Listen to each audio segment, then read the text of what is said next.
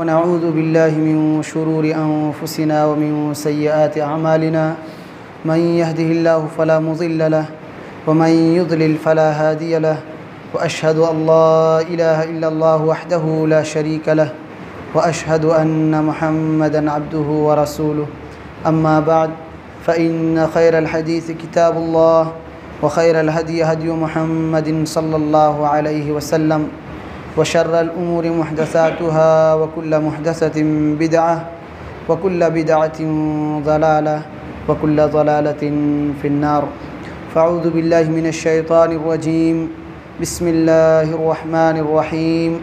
क़ाफ़ वल क़ुरआनिल मजीद बल अजिबू अन जाअहुम मुन्ज़िरुम मिनहुम फ़क़ालल काफ़िरून हाज़ा शैउन अजीब अइज़ा मितना व कुन्ना तुराबन ज़ालिक रज्उन बईद क़द अलिमना मा तंक़ुसुल अर्ज़ु मिनहुम व इंदना किताबुन हफ़ीज़ बल कज़्ज़बू बिलहक़्क़ि लम्मा जाअहुम फ़हुम फ़ी अम्रिन मरीज अफ़लम यंज़ुरू इलस समाइ फ़ौक़हुम कैफ़ बनैनाहा व ज़य्यन्नाहा व मा लहा मिन फ़ुरूज वल अर्ज़ मददनाहा व अलक़ैना फ़ीहा रवासी व अंबतना फ़ीहा मिन कुल्लि ज़ौजिन बहीज तबसिरतन व ज़िक्रा लिकुल्लि अब्दिन मुनीब व नज़्ज़लना मिनस समाइ माअन मुबारकन फ़अंबतना बिही जन्नातिन व हब्बल हसीद वन्नख़्ल बासिक़ातिन लहा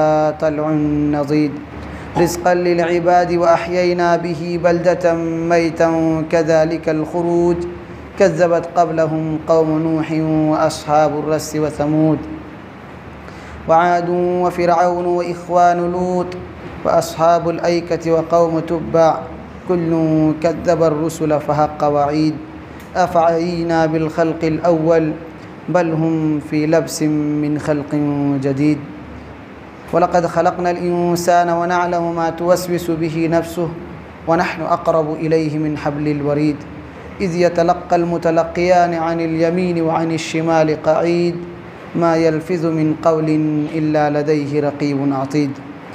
वक़ाल अल्लाहु तबारक व तआला फ़ी मक़ामिन आख़र अल-यौम अकमलतु लकुम दीनकुम व अतममतु अलैकुम निअमती व रज़ीतु लकुमुल इस्लाम दीना। मोहतरम हाज़िरीन और पर्दानशीन ख़वातीन इस्लाम, सबसे पहले तमाम किस्म की तारीफ़, तौसीफ़, बड़ाई व बुज़ुर्गी उस अल्लाह रब्बुल आलमीन के लिए लायक और ज़ैबा है जिसने हम सब को इस रोए ज़मीन के अंदर पैदा फरमाया और जिस रब्बुल इज़्ज़त ने हम सब के रहने सहने और रिज़्क़ और असबाब ज़िंदगी का इंतज़ाम फरमाया और हमारी रुश्द व हिदायत की खातिर बेशुमार अम्बिया अलैहिमुस्सलातु वस्सलाम को इस कायनात में मबऊस फरमाया। उन तमाम अम्बिया अलैहिमुस्सलातु वस्सलाम पर दरूद व सलाम के फूल निछावर हों, बिलखुसूस हमारे आखिरी नबी सरताज रसूल सय्यदुल कौनैन जनाब मुहम्मद रसूलुल्लाह सल्लल्लाहु अलैहि वसल्लम पर। हाज़िरीन किराम, हम्द व सलात के बाद हमारी आज की जो गुफ्तगू का उन्वान है वह है ईद मिलादुन नबी की शरई हैसियत। सबसे पहली चीज़ हम यहाँ ये बताना चाहते हैं कि अल्हम्दुलिल्लाह हमारा गांव और अड़ोस पड़ोस के चंद गांव जो और हैं सब इस बिदात से महफूज हैं। अल्लाह का फ़ज़्ल व करम है, हमारे गांव में इस बिदात का रिवाज और चलन नहीं है। लेकिन इस उन्वान पर बयान करने के जहाँ कई एक वजूहात हैं। एक वजह यह है कि कम से कम हम जानें कि अड़ोस पड़ोस जो कुछ बस्तियाँ हैं जहाँ लोग दीन के नाम पर इसको मनाते हैं, जश्न मनाते हैं और पटाखे फोड़ते हैं और खुशियाँ मनाते हैं। हम भी मुसलमान हैं, आखिर इसमें क्या फ़र्क है, क्यों हम नहीं मनाते और क्यों हम इसका इनकार करते हैं और हमारी शरीयत में इसका आखिर मकाम और दर्जा क्या है। दूसरी वजह यह है कि बाज़ ख़वातीन उन इलाक़ों से हमारे गांव में आती हैं या यहाँ से उन इलाक़ों में गई हुई हैं तो वो भी इसको दीन का हिस्सा समझती हैं और त्यौहार और ख़ुशी समझ करके, ईद समझ करके या तो जाती हैं उन इलाक़ों में या अगर यहाँ की रहने वाली हों तो वहाँ जाती हैं और अगर वहीं की भी हों तो भी वो सफ़र कर कर के जाती हैं कि यह ईद और त्यौहार का दिन है। तो ये वजूहात हैं और एक मुसलमान होने के नाते हमारी और आपकी ज़िम्मेदारी है कि हम कम से कम जो गलत चीज़ें हैं उसको परखें। इतनी मोटी मोटी चीज़ों की तो जानकारी हो कि हमारे दीन में इसका कोई हक़ है, मर्तबा और दर्जा है या नहीं है, और एक मुसलमान होने के नाते हमें ऐसे मामलात में, ऐसी जगहों पर जब इस तरीके की महफ़िलें सजाई जाएं और इस तरीके के बिदात व खुराफात लोग अंजाम दें तो हमें क्या करना चाहिए।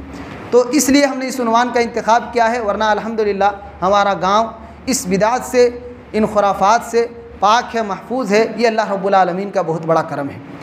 जिस दीन को हम और आप मानते हैं, दीन इस्लाम, ये दीन आज से तकरीबन 1400 साल पहले मुकम्मल हो चुका है। अगर आप पिछली शरीयतों के बारे में पढ़ेंगे, बेशुमार अंबिया अलैहिमुस्सलातु वस्सलाम इस दुनिया में तशरीफ़ लाई, लेकिन सब की जो तालीमात थी वो एक महदूद वक्त के लिए थी, एक महदूद दायरे बाज़ इलाक़ों के लिए हुआ करती थी, और एक ज़माने के ख़त्म होने के बाद उनकी वो तालीमात भी ख़त्म हो जाती थी, उनके वो अहकामात भी ख़त्म हो जाते थे। लेकिन प्यारे नबी सल्लल्लाहु अलैहि वसल्लम चूँकि क़यामत तक के लिए आखिरी पैगम्बर हैं, आपकी शरीयत आखिरी शरीयत है, और आपकी शरीयत ही आखिरत में अब निजात का वाहिद ज़रिया और रास्ता है कि जो इंसान इस शरीयत पर, इस्लाई हुई अल्लाह रब्बुल आलमीन की जानिब से भेजी गई शरीयत और दीन पर ईमान रखता है और इसके मुताबिक ज़िंदगी गुजारता है, वही निजात पाएगा, वही कामयाब होगा, वही जन्नत में जाएगा। तो ये ऐसी शरीयत है कि अब क़यामत तक कोई दीन आने वाला नहीं है, कोई शरीयत आने वाली नहीं है, कोई नबी आने वाले नहीं हैं। आप सल्लल्लाहु अलैहि वसल्लम आखिरी पैगंबर थे, आपकी शरीयत आखिरी शरीयत थी, और आपकी तालीमात रहती दुनिया तक के लिए है कि इंसान जिस दौर में भी आएंगे, अब देख लें 1400 सदियाँ बीत गई, कई सौ साल हो चुके हैं, लेकिन वो पैगाम, वो तालीम, वो कुरान और वो हदीस जो अल्लाह के नबी सल्लल्लाहु अलैहि वसल्लम पर रब की जानिब से उतरा था, आज भी दुनिया और हर मुसलमान उसी पैगंबर की, उन्हीं तालीमात पर अमल करती है, उसी कुरान पर दुनिया अमल करती है और उन्हीं कुरान और अहादीस पर ज़िंदगी गुजारती है। तो क़यामत तक ये सिलसिला चलता रहेगा और निजात का ये रास्ता और ज़रिया भी है। अल्लाह रब्बुल आलमीन ने कुरान हकीम में इस दीन के मुकम्मल होने का ऐलान किया। अल्लाह ताला ने कहा, अल-यौम अकमलतु लकुम दीनकुम व अतममतु अलैकुम निअमती व रज़ीतु लकुमुल इस्लाम दीना। कहे नबी, आज के दिन हमने अपने दीन को तुम पर मुकम्मल कर दिया। आज के दिन हमने अपने दीन को, दीन इस्लाम को तुम पर मुकम्मल कर दिया। अल-यौम अकमलतु लकुम दीनकुम व अतममतु अलैकुम निअमती, और अपनी नेमत तुम पर तमाम कर दी। ये दीन इस्लाम की जो नेमत थी आप पर मुकम्मल कर दी।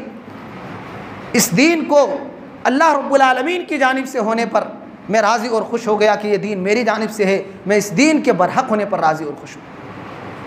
ये किस वक्त की बात है?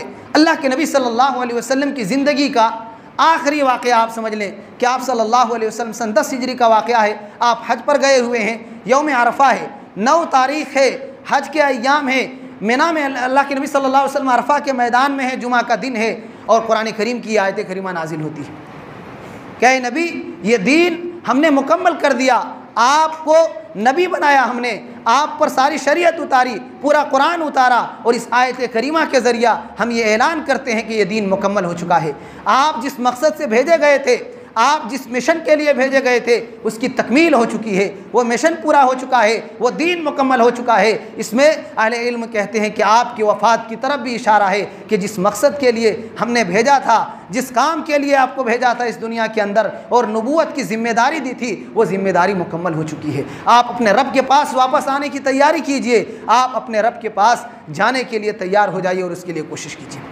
तो अल्लाह के नबी सल्लल्लाहु अलैहि वसल्लम पर यह आयत करीमा नाजिल होती है। इस आयत करीमा में अल्लाह रब्बुल आलमीन साफ कहता है, अल-यौम अकमलतु लकुम दीनकुम, ऐ मेरे महबूब, ऐ मेरे नबी सल्लल्लाहु अलैहि वसल्लम, हमने आज के दिन अपना दीन आप पर मुकम्मल कर दिया है। और मुकम्मल होने के बाद, और इसका मतलब यही है कि इस दीन में कोई कमी ज़्यादती की गुंजाइश बाकी नहीं रही। किसी अच्छाई और बुराई को अब इंसान दाखिल कर दे कि इस दीन में उसका हिस्सा है, ये चीज़ अच्छी है या बुरी है, और शरीयत में उसका तसव्वुर ना हो, ऐसा नहीं हो सकता है। अल्लाह के नबी सल्लल्लाहु अलैहि वसल्लम एक हदीस के अंदर फरमाते हैं कि हर वो खैर, हर वो अच्छाई और भलाई जो तुम्हें जन्नत से करीब कर दे, मैंने उसकी तुम्हें इजाज़त दे दी है, उसका हुक्म दे दिया है, और उसकी जानिब हमने रहनुमाई कर दी है। और हर वो गुनाह, शर, नुकसान, बुराई जो तुम्हें जहन्नम की तरफ ले जाए, जहन्नम से करीब कर दे, मैंने उससे भी तुम्हें ख़बरदार कर दिया है, उसके बारे में भी बता दिया है।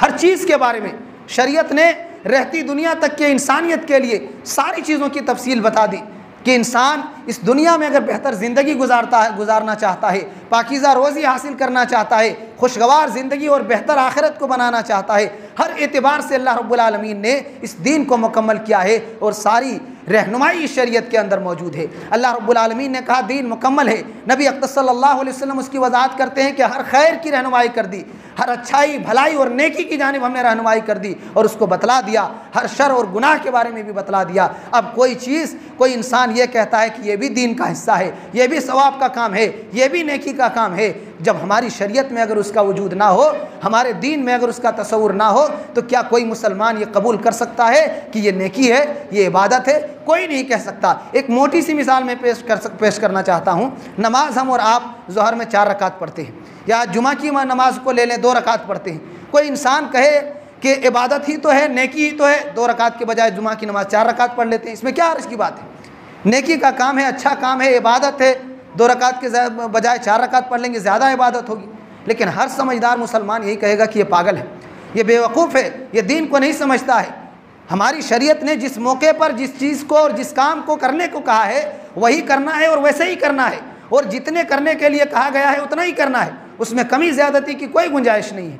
ऐसा नहीं कर सकते कि 4 की जगह 5 पढ़ लिए जानबूझकर, 5 की जगह 4 पढ़ लिए, ऐसा नहीं हो सकता है। शरीयत के मसाइल वाज़े हैं, दीन मुकम्मल है, इसकी तालीमात बिल्कुल वाज़े और मुकम्मल है, और इस दीन पर अमल करने के लिए हमारे पास अल्लाह के नबी सल्लल्लाहु अलैहि वसल्लम आइडियल और नमूना है। अल्लाह ताला ने नबी अक़दस सल्लल्लाहु अलैहि वसल्लम को यह हुक्म दिया है कि उम्मत वालों को बताएं कि मेरी तालीमात पर अमल करें, मेरे बताए हुए रास्ते पर ज़िंदगी बसर करें और मेरे बताई हुए रोशनी में अपनी ज़िंदगी को गुजारने की कोशिश करें, इसी में कामयाबी है। अल्लाह ताला ने कहा या अय्युहल्लज़ीना आमनू अतीउल्लाह व अतीउर रसूल व उलिल अम्रि मिनकुम फ़इन तनाज़अतुम फ़ी शैइन फ़रुद्दूहु इलल्लाहि व रसूल।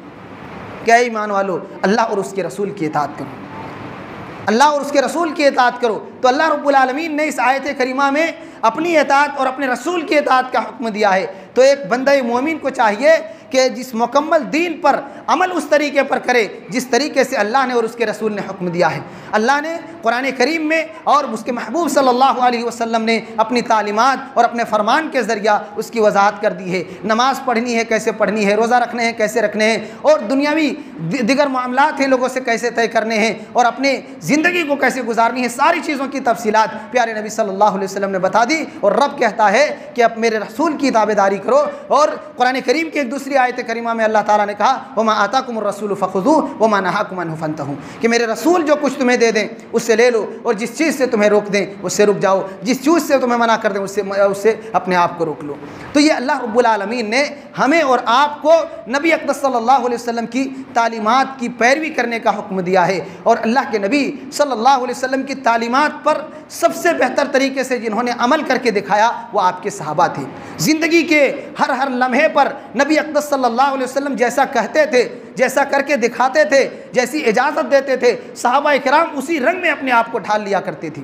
हमने साबिक़ा खुतबात में ज़िक्र किया था कि मोहब्बत और इताअत की ऐसी मिसाल दुनिया में कोई पेश ही नहीं कर सकते हैं। आप अगर थूकते थे तो आपके थूके मुबारक को बाद सहाबा इकराम अपने जिस्मों पर मल लिया करते थे। आप सोते थे, पसीना जो निकलता था, मुश्क की खुशबू जो सबसे बेहतरीन खुशबू मानी जाती है, उससे बेहतरीन आपके पसीने की खुशबू होती थी। लोग शीशियों में उसको कैद करके रखा करते थे। उम्मे सुलैम रज़ी अल्लाह अन्हा और दिगर बाद सहाबा इकराम का भी आप किस्सा सुनेंगे, और उनमें उन वाक़यात में और उनकी ज़िंदगियों में पढ़ेंगे कि नबी अक़दस सल्लल्लाहु अलैहि वसल्लम के बालों को, आपके पसीनों को, सबको हिफाजत करके रखा करते थे तबर्रुक के तौर पर, बरकत हासिल करने के लिए। और नबी अक़दस सल्लल्लाहु अलैहि वसल्लम के कपड़ों से और आपके आज़ा की जिन हिस्सों से बरकत और तबर्रुक हासिल किया जा सकता है, अहले इल्म ने और दलाइल इस बात की तरफ इजाज़त देती है। तो कहना यहाँ ये है कि नबी अक़दस सल्लल्लाहु अलैहि वसल्लम से हद दर्जा मोहब्बत करते थे और इताअत में इतने बढ़कर थे कि अल्लाह ताला ने क़यामत तक के इंसानों के लिए कहा फ़इन आमनू बिमिस्लि मा आमनतुम बिही फ़क़द इह्तदौ व इन तवल्लौ फ़इन्नमा हुम फ़ी शिक़ाक़। कहे मेरे सहाबा, ऐ मेरे महबूब के साथियों, अगर दुनिया वाले तुम्हारे बाद के लोग अगर तुम्हारे रास्ते की पैरवी कर ले, तुम्हारी ज़िंदगी की तरह ज़िंदगी को गुजार ले, तो फिर वो कामयाब हो जाएंगे, वो सुरखरू हो जाएंगे, उनकी ज़िंदगी और आखिरत दोनों संवर जाएगी, वो इंसान कामयाब हो जाएंगे जो तुम्हारी तरह ज़िंदगी गुजारेंगे। वो कैसे थे सहाबा इकराम? अमल के वक्त में, दुनिया कमाने के वक्त वक्त में खेतों में खलिहानों में जाते थे, तिजारत करते थे, कारोबार करते थे। और जब इबादत की बात आती थी तो हमेशा रातों में उठ उठ करके भी अल्लाह की इबादत करते थे। तो दुनिया भी, वो कारोबार में भी मशगूल रहते थे और दीन भी उनके साथ रहता था। और ऐसी ज़िंदगी कि जब दुनिया कमाते थे, मक्का से हिजरत करके मदीना आए थे, कुछ नहीं था। चंद हफ्तों, महीनों में और सालों में सहाबा किराम ने मेहनत की और बड़े बड़े सहाबा किराम, मालदार सहाबा किराम, उस्मान बिन अफ़्फ़ान रज़ी अल्लाह अन्हु जैसी शख्सियत और मालदार सहाबा किराम मदीना में भी पैदा हो गए। तो मेहनत की कारोबार में भी, लेकिन इबादत की जब बात आती थी, अल्लाह के नबी सल्लल्लाहु अलैहि वसल्लम फरमाते थे कि उस्मान गनी वो सहाबी हैं, हमारे साथियों में फ़रिश्ते भी हया करते हैं, फ़रिश्ते भी शर्माते हैं। ऐसी बुज़ुर्ग शख्सियत है और ऐसे पाकबाज़ हस्ती हैं। और इनके अलावा और भी कई एक शख्सियतें हैं और सहाबा किराम में नामवर सहाबा किराम हैं। पूरी ये जमात ही अल्लाह रब्बुल आलमीन की चुनिंदा जमात है और सबको अल्लाह ताला ने कहा वकुल्लुम वअदल्लाहुल हुस्ना, हर एक से अल्लाह ने जन्नत का वादा किया है। हम सहाबा किराम की ज़िंदगी की एक झलक इसलिए दिखा रहे हैं कि आगे हम कुछ चीज़ें ज़िक्र करेंगे आपके सामने। तो सहाबा किराम की ऐसी ज़िंदगी थी, इबादत में हो, अल्लाह के नबी सल्लल्लाहु अलैहि वसल्लम की इताअत में हो।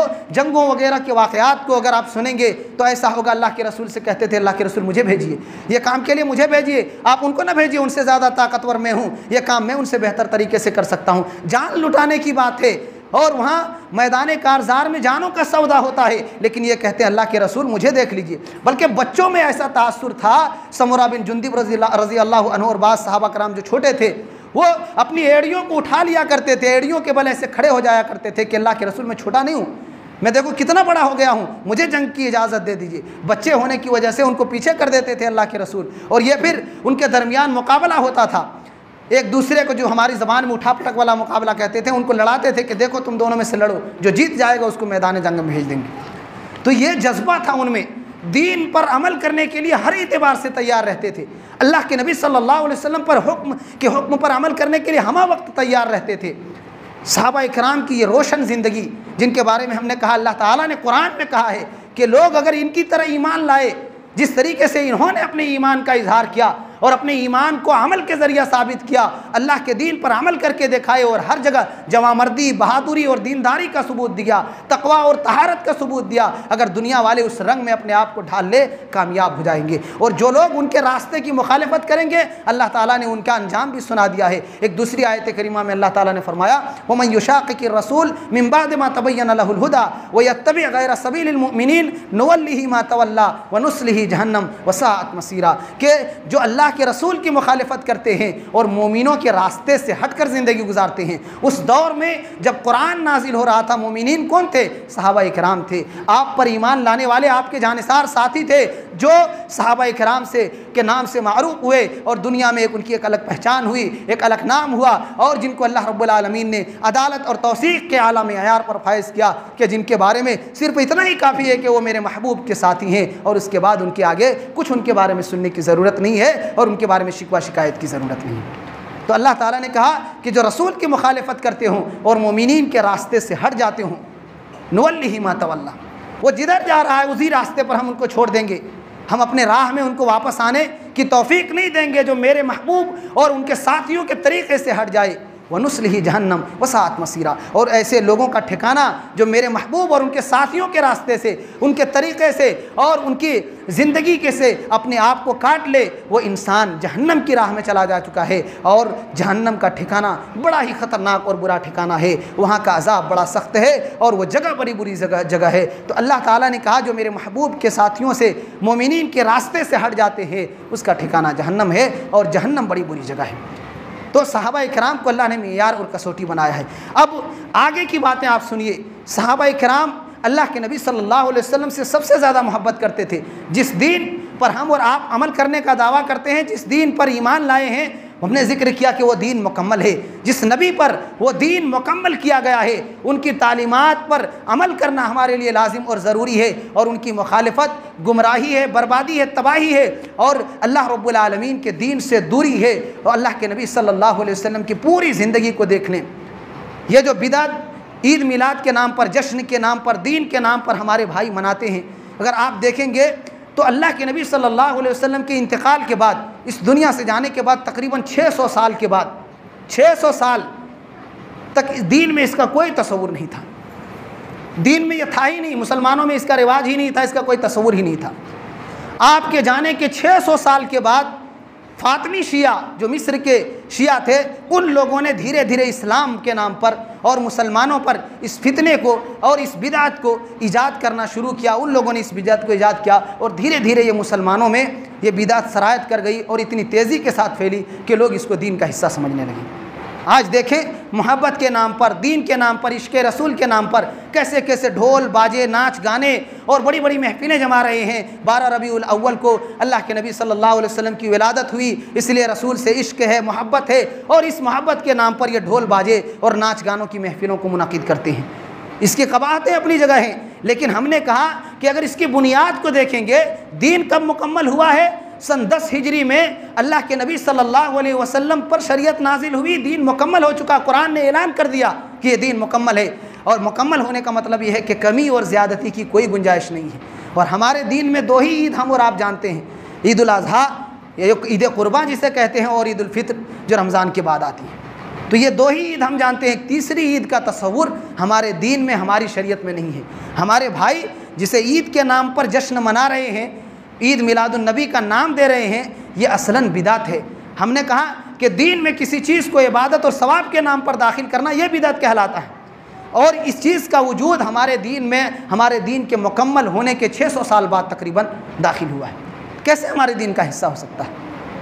ये दीन जिसने इस चीज़ को हमारी शरीयत में दाखिल किया है, मुसलमानों में रिवाज दिया है, गोया कि या मुसलमान जो इस चीज़ को मनाते हैं, इस बिदअत को मनाते हैं, वो ये सबूत देना चाहते हैं कि नऊज़ बिल्लाह हमारी शरीयत, हमारा दीन नामुकम्मल है।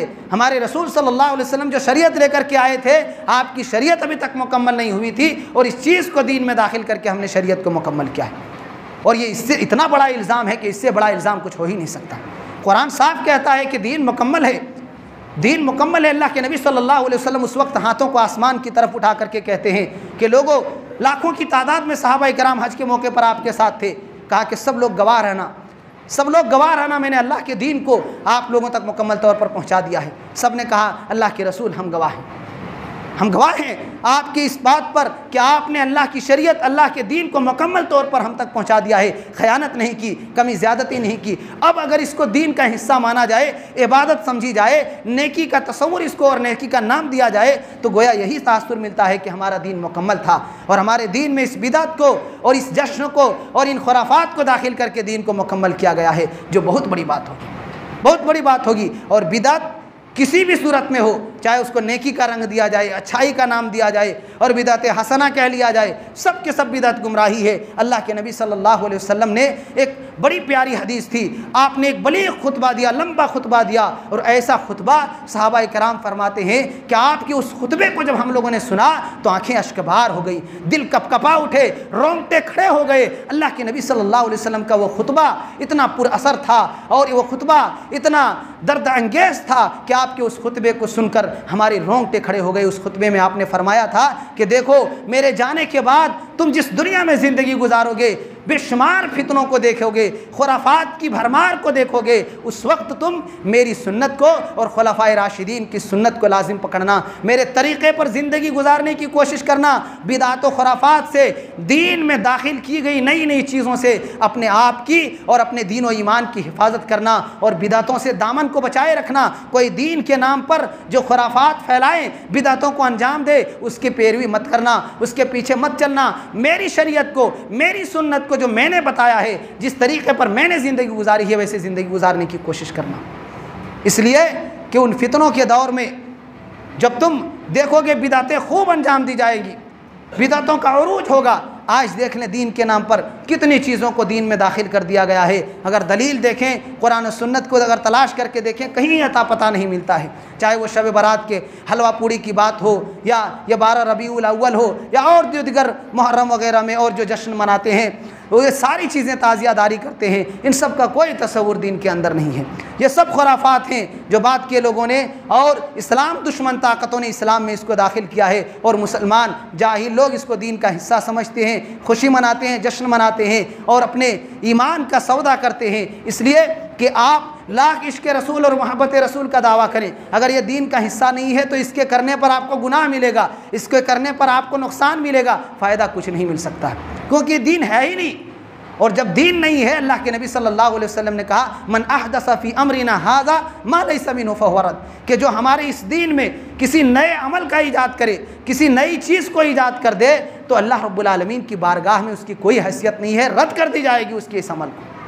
और अल्लाह के नबी सल्लल्लाहु अलैहि वसल्लम ने एक दूसरी हदीस में फरमाया मन आमिला अमलन लैसा अलैहि अमरुना फहुव रद्द, जो कोई ऐसा काम करता है, दीन में कोई ऐसे अमल को अंजाम देता है, ऐसी इबादत करता है जिसका मैंने हुक्म नहीं दिया है, जिसका मेरी शरीयत में कोई सबूत नहीं है, तो उसका ये अमल रब की बारगाह में नाकाबिल कबूल है, मरदूद है, अल्लाह ताला ठुकरा देगा ऐसे अमाल को जिसमें नबी अक़दस सल्लल्लाहु अलैहि वसल्लम के ताबेदारी की मोहर ना हो। इसलिए कोई भी अमल, कोई भी नेकी आप अंजाम देने से पहले सोच लें कि आया अल्लाह के नबी सल्लल्लाहु अलैहि वसल्लम ने इसका हुक्म दिया है या नहीं दिया है, ये हमारी शरीयत में नेकी है या नहीं है। और हमने इस बिदअत के बारे में, ईद मिलादुन्नबी के जश्न के बारे में कहा कि 600 साल के बाद दीन में दाखिल किया गया है और दीन उससे 600 साल पहले मुकम्मल है। जब दीन मुकम्मल है तो फिर ये दीन का हिस्सा कैसे होगा?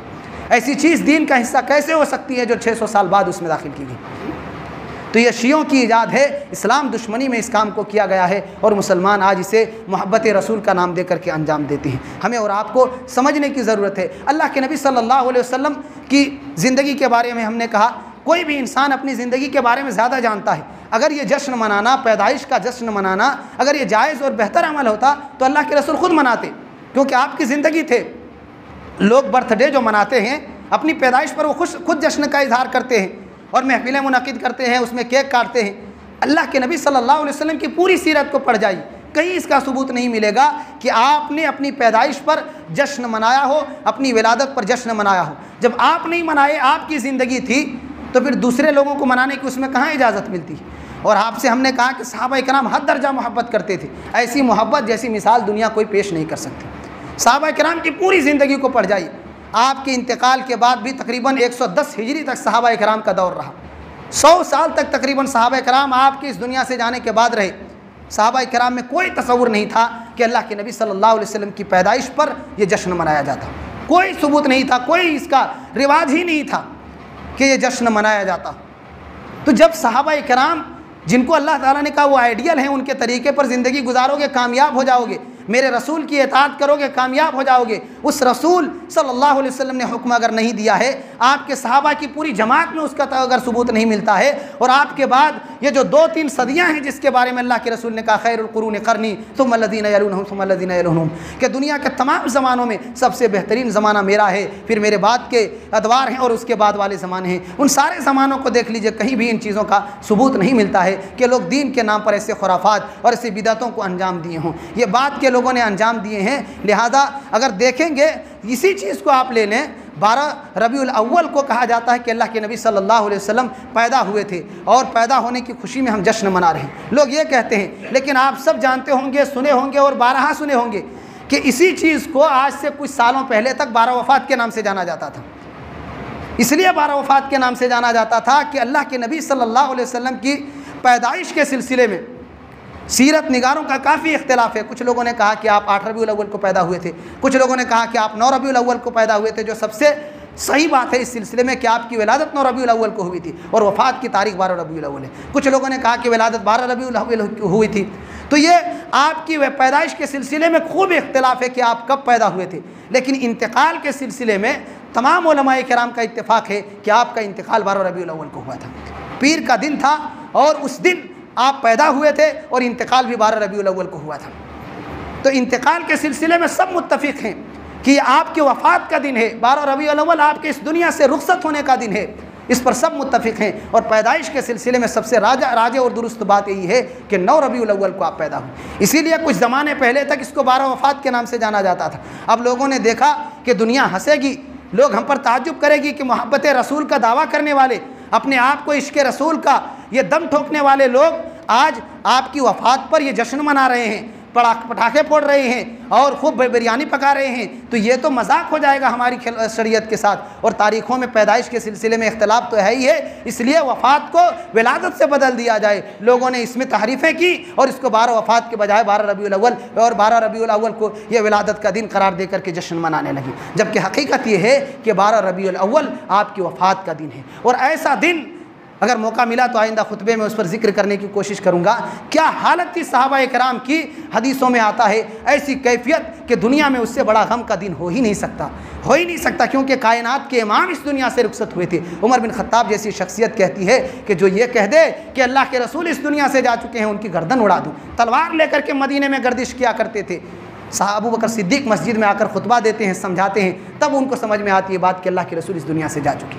तो ऐसे गम का माहौल है। 2 दिन आपकी नाशे मुबारक पड़ी रही कि क्या किया जाए। हालात इतने नाजुक थे और ऐसे थे कि सहाबा इकराम को समझ में नहीं आ रहा था कि करें तो करें क्या, करें तो करें क्या। खिलाफत की बड़ी जिम्मेदारी है, कायनात की सबसे अजीम हस्ती इस दुनिया से जा चुकी है, अब कैसे क्या किया जाए और किसको ये जिम्मेदारी दी जाए, कैसे तदफीन वगैरह किया जाए, सारे मसाइल खड़े थे। तो ऐसे नाजुक हालात थे और गम का ऐसा माहौल था, पूरा मदीना गम में डूबा हुआ था। और उस दिन ईमान वाले आज अगर पटाखे फोड़ते हों, आज अगर नाच गाने की महफिलें मुनक़िद करते हों और दीन के नाम पर, उसी इश्क़ रसूल के नाम पर अगर महफिलें लगाते हों और इस तरीके की बिरयानी पका करके बड़ी बड़ी डेगे चढ़ाते हों, तो ये कैसी मोहब्बत है। मोहब्बत रसूल का तकाज़ा ये है कि आप इताअत करके दिखाएं। आप जिससे मोहब्बत करते हैं उनकी बातों को मानते हैं, यही मोहब्बत का तकाज़ा होता है। इसीलिए अल्लाह ताला ने कहा, कुल इन कुंतुम तुहिब्बून अल्लाह फत्तबिऊनी युहिब्बुकुमुल्लाह। ऐ लोगो, अगर अल्लाह से मोहब्बत का दावा है तो मेरे रसूल की बातों को मानो, मेरे रसूल की बातों की पैरवी करो, मेरे रसूल के अहकामात पर अमल करो, ये अल्लाह रब्बुल आलमीन तुमसे मोहब्बत करेगा, अल्लाह रब्बुल आलमीन तुमसे मोहब्बत करेगा। शायर ने कहा था, तासिल इलाहा व अंता तुज़हिरु हुब्बहु हाज़ा मुहालुन फिल क़ियास बदीउ लौ कान हुब्बुका सादिक़न लअताअतहु लौ कान हुब्बुका सादिक़न लअताअतहु इन्नल मुहिब्ब लिमन युहिब्बु मुतीउ। कि तुम अल्लाह रब्बुल आलमीन की नाफरमानी भी करते हो और अल्लाह से मोहब्बत का दावा भी करते हो। नाफरमानी भी है और मोहब्बत का दावा भी है। महबूब जिनसे मोहब्बत करता है, जो इंसान किसी से मोहब्बत करता है, उनकी बातों को मानता है, ठुकराता नहीं है। अगर अल्लाह से सच्ची मोहब्बत होती तो तुम अल्लाह रब्बुल आलमीन के हुक्म पर अमल करते, उसकी शरीयत पर अमल करते, उनके महबूब के फरमान पर अमल करते। अल्लाह ताला ने कुरान हकीम में साफ लफ्ज़ों में कहा कि मेरे रसूल की मोहब्बत से और मेरे रसूल की ताबेदारी से मेरी ताबेदारी आप हासिल कर सकते हैं। तो जो अल्लाह से मोहब्बत करना चाहते हों, अल्लाह रब्बुल आलमीन के करीबी बनना चाहते हों, वो नबी अक़दस सल्लल्लाहु अलैहि वसल्लम की पैरवी करें, आपकी तालीमात पर अमल करें। और हमने कहा कि आपके तालीमात की खिलाफ वर्जी करने वाला दीन में और दीन के नाम पर कोई भी काम करता है, 4 की जगह अगर 5 रकात नमाज भी पढ़ता है, तो उनकी ये नमाज, उनकी ये इबादतें, उनके ये अमाल सब के सब अल्लाह की राह में बारगाह में ये सब रायगाह हैं, बेकार है और काबिल कबूल होने वाला नहीं है। अल्लाह ताला ने कुरान करीम में एक जगह इरशाद फरमाया था, व अन्न हाज़ा सिराती मुस्तक़ीमन फत्तबिऊहु वला तत्तबिउस सुबुल फतफ़र्रक़ बिकुम अन सबीलि ज़ालिकुम वस्साकुम बिही लअल्लकुम तत्तक़ून। कि ये जो दीन है जिसको मेरी महबूब लेकर के आए हैं, मेरे महबूब लेकर के आए हैं, यही मेरा सीधा दीन है, इसी की पैरवी करो और दिगर रास्तों की पैरवी ना करो, बहुत से रास्तों की पैरवी ना करो। और इस सिलसिले में तफसीर में कहा कि वला तत्तबिउस सुबुल, ये सुबुल की जो तफसीर की गई है कि बिदातों की पैरवी मत करो, बिदातों की पैरवी मत करो, दीन में नए नए कामों को दाखिल मत करो। जो दीन का हिस्सा है, जो इबादत है, जिसका सबूत कुरान और हदीस में मौजूद है, उस पर अमल करो। जो हमारे दीन का हिस्सा नहीं है उसको अपनी ज़िंदगी से दूर रखो।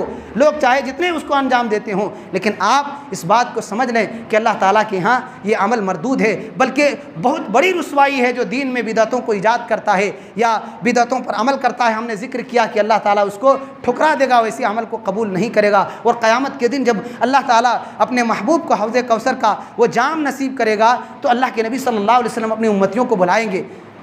प्यासे होंगे इंसान, क़यामत का वो खौफनाक मंजर और लोगों की शिद्दत का वो आलम। उस मौके पर अल्लाह के नबी सल्लल्लाहु अलैहि वसल्लम कौसर का जाम पिलाएंगे, आपको एक ख़ास हौज़ अता किया जाएगा और उसका पानी इतना मीठा और इतना दूध से भी ज़्यादा सफ़ेद और शहद से भी ज़्यादा मीठे, हदीसों में उसका जिक्र है। अल्लाह के नबी सल्लल्लाहु अलैहि वसल्लम जिनको एक मरतबा पिला दिए, फिर कभी वो प्यासे नहीं होंगे, वो खुशकिस्मती है उनके लिए क़यामत के दिन। तो अल्लाह के नबी सल्लल्लाहु अलैहि वसल्लम अपनी उम्मतियों को बुलाएंगे। तो कुछ लोगों को जब अल्लाह के रसूल बुलाएंगे तो अल्लाह की जानिब से फरिश्ते कहेंगे कि ये आपके दीन में नई नई चीज़ों को ईजाद करने वाले लोग थे, आपके जाने के बाद बिदअतों को ईजाद किया था, आपकी शरीयत को नामुकम्मल समझते हुए उसमें नई नई चीज़ों को दाखिल किया था, नए नए कामों को दाखिल किया था। चाहे ईद मिलादुन नबी की शक्ल में हो, चाहे फिर मुहर्रम में वो ताज़ियेदारी की शक्ल में हो, या फिर वो शब बारात की शक्ल में हो, या दीगर मौक़ों पर दूसरी इबादतों की शक्ल में हो। दीन के नाम पर इन्होंने बिदअतों का ईजाद किया था। जब फरिश्ते ये कहेंगे तो अल्लाह के नबी सल्लल्लाहु अलैहि वसल्लम कहेंगे, सुहक़न सुहक़ा लिमन गय्यर बादी, कि उस शख्स के लिए दूरी हो, वह दूर हटे हमारे इस हौज़ से, इस मुबारक हौज़ से जिन्होंने हमारे जाने के बाद हमारी शरीयत को बदल दिया था। हमारे दीन को बदल दिया था। इमाम मालिक रहमहुल्लाह के फरमान को और उनके कौल को ज़िक्र करके हम बात ख़त्म करते हैं। अल्लाह के नबी सल्लल्लाहु अलैहि वसल्लम के शहर में पूरी ज़िंदगी गुजारते हैं और एक बेहतरीन किताब मुअत्ता लिखते हैं, जिसमें अल्लाह के नबी सल्लल्लाहु अलैहि वसल्लम के जो असहाब थे, उनके बाद के अदवार के जो लोग थे मदीना में जो ज़िंदगी गुजारते थे, उनके अमाल से भी इस्तेदलाल करते हैं, हदीसों को भी ज़िक्र करते हैं। तो वो मदीना के इमाम थे और मस्जिद नबवी में भी दर्स दिया करते थे। वो जिनको इमाम दारुल हिजरा कहा जाता है, इमाम मालिक बिन अनस रहमहुल्लाह, वो फरमाते हैं कि जो शख्स ये कहता है मन इब्तदा फिल इस्लाम बिदअ यरा हसना फ़क़त ज़अम अन्ना मुहम्मदन सल्लल्लाहु अलैहि वसल्लम खान रिसाला, कि जो शख्स दीन में किसी चीज़ को ईजाद करता है, किसी बिदअत को ईजाद करता है और उसको अच्छा समझता है, तो गोया वो ये दावा कर रहा है कि नऊज़ बिल्लाह नबी अक़दस सल्लल्लाहु अलैहि वसल्लम ने रिसालत को पहुँचाने में ख़यानत की। आपने अल्लाह का दीन मुकम्मल तौर पर नहीं पहुँचाया, कुछ चीज़ें छुपा ली जिसको बाद के लोगों ने दीन में दाखिल किया कि ये हम दीन के नाम पर इसको फैला रहे हैं और ये अल्लाह की इबादत में से था, दीन का हिस्सा था, अल्लाह के नबी सल्लल्लाहु अलैहि वसल्लम ने नहीं पहुँचाया, क्योंकि अल्लाह ताला खुद कहता है कि हमने दीन मुकम्मल कर दिया है। इमाम मालिक रहमहुल्लाह फरमाते हैं फमा लम यकुन यौमा इज़िन दीना फला यकुनुल यौम दीना, कि जो उस ज़माने में दीन नहीं था अल्लाह के रसूल के दौर में, आज भी वो दीन का हिस्सा नहीं हो सकता।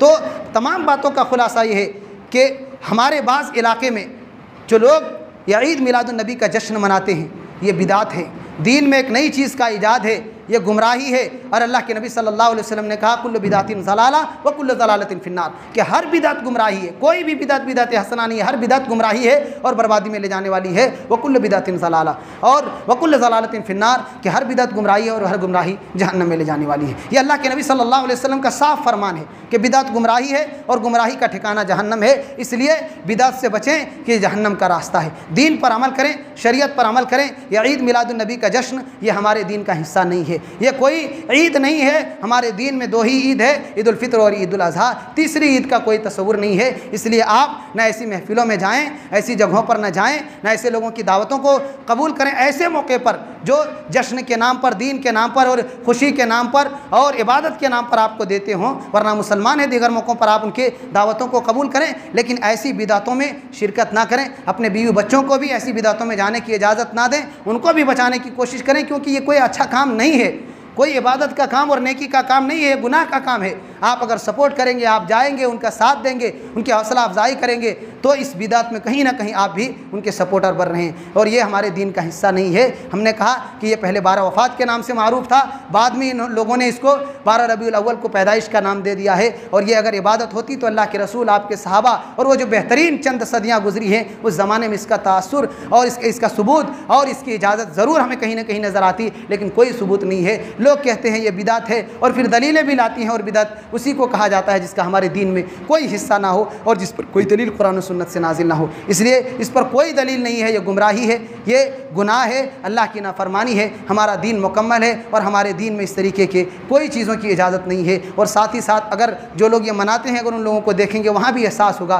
कि हमारी शरीयत के साथ कितना खिलवाड़ होता है। लोग महफिलें जमाते हैं, मर्दो औरत एक जगह बैठते हैं, खुशी मनाते हैं और फजूल खर्ची होती है। और जिस दिन को ये कहते हैं कि अल्लाह के रसूल की पैदाइश की खुशी मनाते हैं, आपने पैदाइश के सिलसिले में कहा था कि पैदाइश के दिन मैं रोज़ा रखता हूँ, और ये लोग बड़ी बड़ी डेगें चढ़ाते हैं और बिरयानी खाते हैं, पुलाव पकाते हैं, तो ये कैसी मोहब्बत है? अल्लाह के रसूल की मोहब्बत का सबूत वैसे देते जैसे आपने दिया था। आप अपनी पैदाइश की खुशी पर रोज़ा रखते थे। अगर आप सच्चे मुसलमान हैं, आपसे मोहब्बत, नबी सल्लल्लाहु अलैहि वसल्लम से मोहब्बत करते हैं, तो आप भी रोज़ा रख करके दिखाइए कि हर हफ्ता आप पीर को रोज़ा रखें कि अल्लाह के रसूल पीर को रोज़ा रखते थे, ये कहते हुए कि इस दिन मेरी विलादत हुई है और इसी दिन अल्लाह ने मुझे नबी बनाया है। तो इस खुशी से आप रोज़ा रखते थे। तो अगर आप अल्लाह के रसूल की पैरवी करते हैं तो रोज़ा रखें।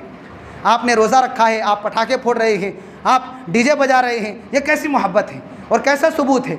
ये मोहब्बत का सबूत नहीं है, मोहब्बत का सबूत इताअत है, पैरवी है। एक मुसलमान को चाहिए कि ज़िंदगी के आखिरी सांस तक अल्लाह के नबी सल्लल्लाहु अलैहि वसल्लम की तालीमात पर अमल करे, आपके हुक्म के मुताबिक ज़िंदगी गुजारे और आपकी नाफरमानी से बचे। कोई भी ऐसा काम, कोई भी ऐसा अमल न करे जिससे अल्लाह ताला नाराज़ होता हो, जिससे अल्लाह के रसूल की शरीयत में किसी तरीके से फ़र्क पड़ता हो, या कोई भी ऐसा कदम ना उठाए जिससे हमारे दीन को हमारे दीन की जानिब से ये ऐसा महसूस होता हो कि हमारे दीन का हिस्सा नहीं है। क्योंकि जो दीन का हिस्सा नहीं है वो गुनाह है, और गुनाह से इंसान कभी भी अपने आप को खुशी नहीं दिला सकता और तरक्की नहीं पा सकता। वो चाहे जितना उसको इबादत का रंग दे दे, इबादत का नाम दे दे, लेकिन वो इबादत नहीं है, वो गुनाह है। अल्लाह रब्बुल आलमीन से दुआ है कि रब्बुल इज़्ज़त तो हम तमाम लोगों को नबी अक़दस सल्लल्लाहु अलैहि वसल्लम की तालीमात पर अमल पैरा होने की तौफ़ीक़ अता फ़रमा। परवरदिगार आलम जो बिदात व खुराफ़ात मुआशरे में, इलाक़े में मारूफ़ हैं, जिसको लोग अंजाम देते हैं, उन्हें सुन्नत को समझने और बिदात व खुराफ़ात से अपने दामन को बचाए रखने की तौफ़ीक़ इनायत फ़रमा। आमीन। परवरदिगार आलम हम में से जो परेशान हैं, तकलीफ़ दह हैं और मुसीबतों में, बीमारियों में अल्लाह रब्बुल आलमीन मुब्तला हैं, अल्लाह ताला तो उनके शिफायाबी का इंतज़ाम फ़रमा। आमीन। सुब्हान रब्बिका रब्बिल इज़्ज़ति अम्मा यसिफ़ून व सलामुन अलल मुरसलीन।